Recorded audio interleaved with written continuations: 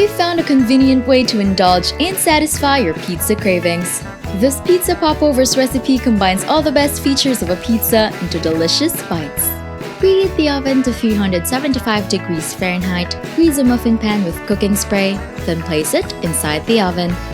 In a mixing bowl, add the eggs and milk, then whisk briefly. Add in the pizza sauce and whisk to combine. Add the all-purpose flour, salt, onion powder, garlic powder, and Italian seasoning. Whisk until evenly incorporated, then set aside. Now take out the pan from the oven and place 1 teaspoon of unsalted butter in each hole. Pour the batter evenly into the pan and bake for 20 minutes. Then, reduce the heat and after 15 minutes, remove the popovers from the oven. Top them with shredded mozzarella cheese and pepperoni, then return to the oven and bake for 5 minutes until it becomes golden brown. Remove from the oven and transfer to a cooling rack before serving.